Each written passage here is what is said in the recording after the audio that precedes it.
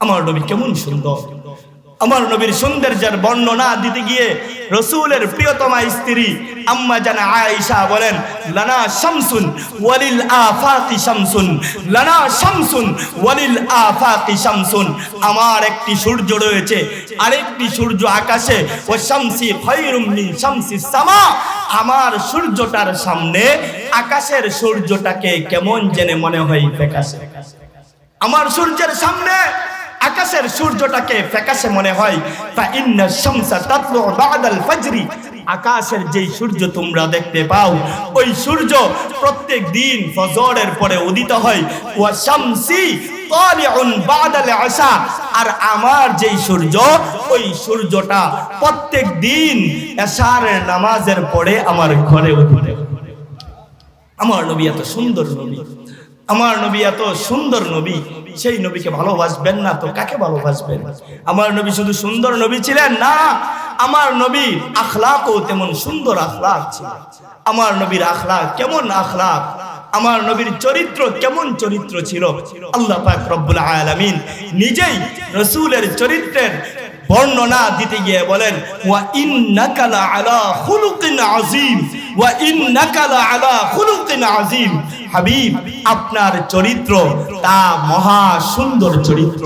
আমার রাসূলের চরিত্র কেমন মহা সুন্দর চরিত্র যে আমার নবীর চরিত্র দেখে হাজারো কাফের কালিমা পড়ে মুসলমান হয়ে যায়। আমার নবীর চরিত্র দেখে হাজারো বিধর্মী রাসূলের উপর ঈমান আনত, আল্লাহর উপর ঈমান আনত।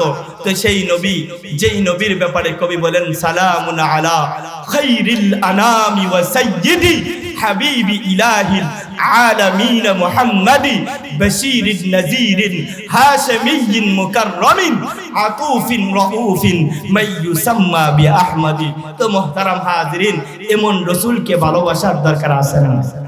আসতে বলতেছেন, ভালোবাসার দরকার আছে না নাই? তো আসুন এই নবীকে কিভাবে ভালোবাসবেন, এই নবীকে কিভাবে মহব্বত করবেন। ভালোবাসার ধরন বা পদ্ধতি হলো দুইটি। কয়টি?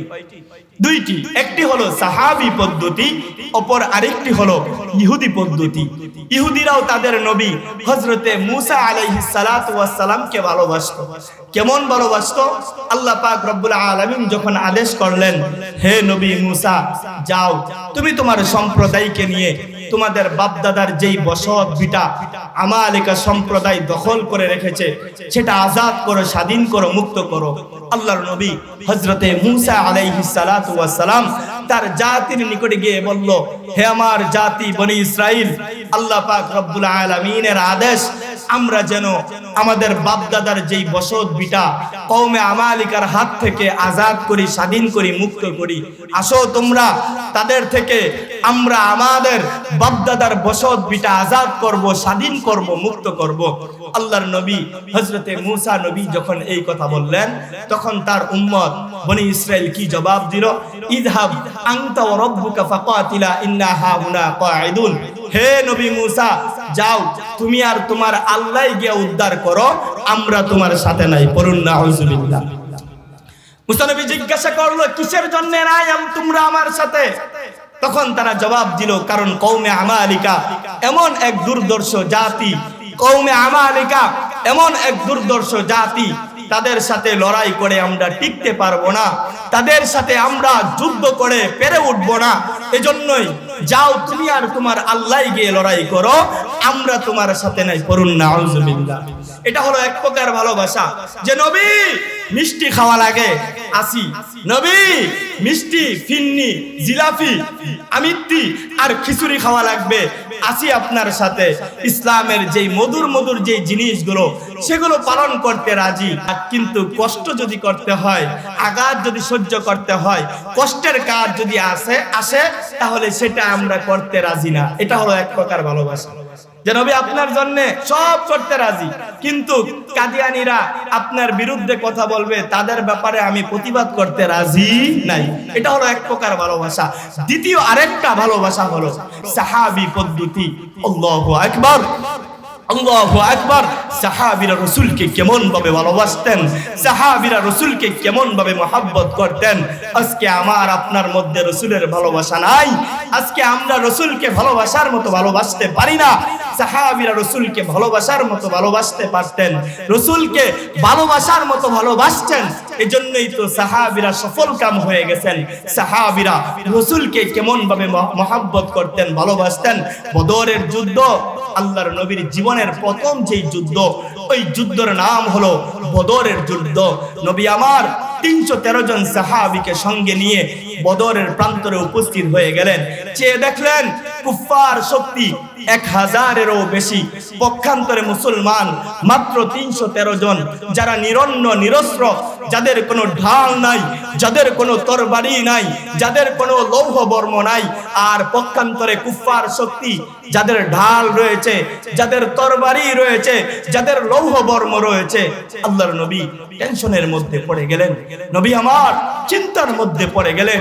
আরে কুফফার শক্তি যদি আমার উপর আক্রমণ করে, জানি না আমার সাহাবীরা আমার সঙ্গে কেমন আচার ব্যবহার করে, আমি জানি না আমার সাহাবীরা আমার সঙ্গে কি ব্যবহার করে। মুসা নবীর মতো নবীকে রেখে উম্মত পালাইবে নাকি নবীর সঙ্গে থাকবে, এই চিন্তায় আমার নবীর চেহারাটা মলিন হয়েছিল। হাদিসের কিতাবের মধ্যে আছে রাসূলের চেহারাটা কালো হয়েছিল। রাসূলুল্লাহ সাল্লাল্লাহু আলাইহি ওয়াসাল্লাম এই চিন্তায় সমস্ত সাহাবীদেরকে ডাক দিয়ে বললেন, হে আমার প্রিয় সাহাবীরা, উশিরু আলাইয়া ইয়া আইয়ুহান নাস, হে আমার প্রাণের সাহাবীরা, তোমরা আমাকে বলো দেখি আজকে আমার কি করা উচিত হবে। আল্লাহর নবী মলিন করে চেহারাটা মায়াবী কণ্ঠে সাহাবীদেরকে সম্বোধন করে বলতেছিলেন, হে আমার প্রাণের সাহাবীরা, তোমরা আমাকে বলো দেখি আজকে আমার কি করা উচিত হবে।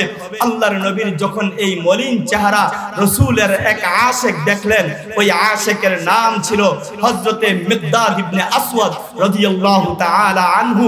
যখন দেখলেন সরকারে দু আলম নবী চিন্তাগ্রস্ত, যখন চেয়ে দেখলেন সরকারে দু আলম নবীর চেহারাটা মলিন হয়ে আছে, সঙ্গে সঙ্গে হযরতে মিকদাদ ইবনে আসওয়াদ রাদিয়াল্লাহু তাআলা আনহু দাঁড়ায় গেলেন এবং চিৎকার দিয়ে বললেন, ওয়াল্লাহ ওয়াল্লাহ লা নাকুলু লাকা কামা ক্বালাত বনু ইসরাঈল লিমূসা, নবী আল্লাহর জাত ও ইজ্জতের কসম, আমরা আপনাকে তেমনটা বলবো না যেমনটা বনি ইসরাইল তাদের নবী হযরতে মূসা নবীকে বলেছে।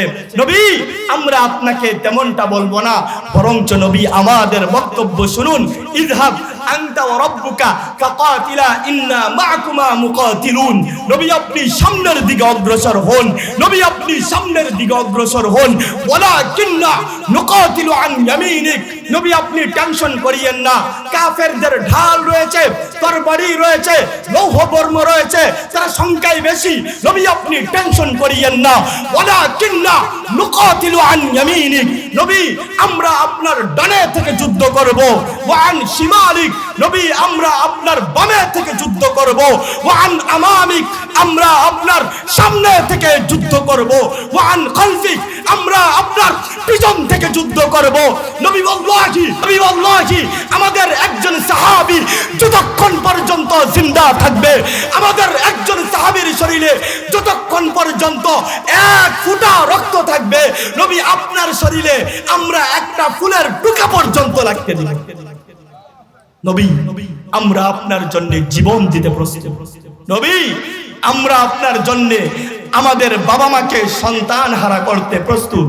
নবী আপনার ভালোবাসায় আমরা আমাদের স্ত্রীদেরকে বিধবা করতে প্রস্তুত। নবী আপনার ভালোবাসায় আমরা যা যা করার প্রয়োজন আমরা সব করতে প্রস্তুত। কিন্তু নবী আমরা একজন সাহাবী জিন্দা থাকবো, আমাদের একজন সাহাবী জীবিত থাকবে, আর আপনার শরীরে আঘাত লাগবে, এটা আমরা কোশ্চিন কালেও বরদাস্ত করব না।